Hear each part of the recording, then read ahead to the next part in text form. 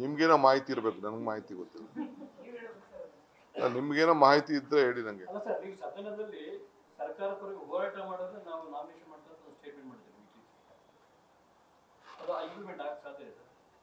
ನೋಡಪ್ಪ, ನಾನು ಯಾವತ್ತು ಪಕ್ಷದ ಕಾರ್ಯಕರ್ತರ ಪರವಾಗಿ ನಿಲ್ಲೋ, ನಾನು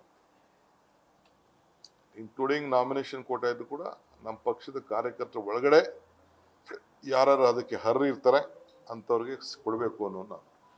that is my firm believe and stand.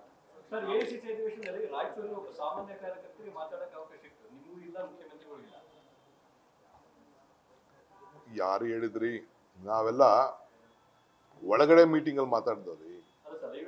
Chief minister ಒಳಗಡೆ ಮಾತಾಡೋದು, ಅದನ್ನೆಲ್ಲ ಲೈವ್ ತೋರ್ಸಕ್ಕಾಗ್ತದ? CM ಕೂಡ ನಮ್ಮ ರಾಜ್ಯದ ಕೆಲವು ವಿಚಾರಗಳನ್ನೆಲ್ಲ ಪ್ರಸ್ತಾವನೆ ಮಾಡಿದ್ದಾರೆ.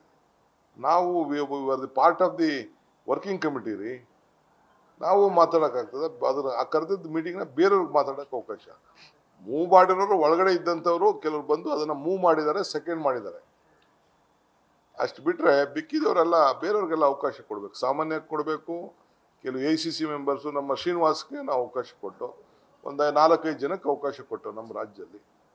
ವೀರಪ್ಪ ಮೊಯ್ಲಿಯವರು ಮಾತಾಡಿದ್ರು ಒಳಗಡೆ, ಎಲ್ಲರೂ ಒಳಗಡೆ ಮಾತಾಡಿದವ್ರು ಇದ್ದಾರೆ. ಅದೆಲ್ಲ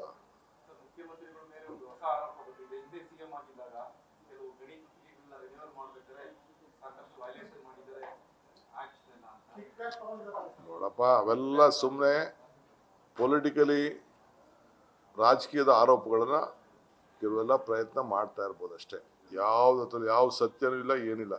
ಯಾವುದೇ ಕಾನೂನು ಚೌಕಟ್ಟು ಬಿಟ್ಟು ಯಾರು ಏನು ಮಾಡೋಕ್ಕಾಗಲ್ಲ. Especially on ಲೀಸಸ್.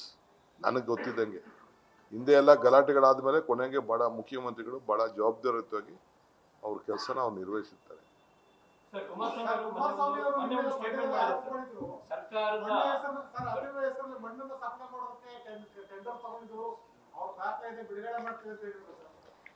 I wish you all the best. ಎಷ್ಟು ಜಲ್ದಿ ಆಗ್ತದೋ ಅಷ್ಟು ಜಲ್ದಿ ಎಲ್ಲ ಮಾಡಿ. Thank you.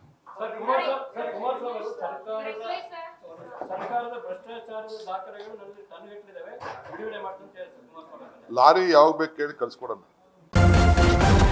ನ್ಯೂಸ್ ಫಸ್ಟ್, ನಿರ್ಭೀತಿಯಿಂದ ನಿಮ್ಮ ಪರವಾಗಿ.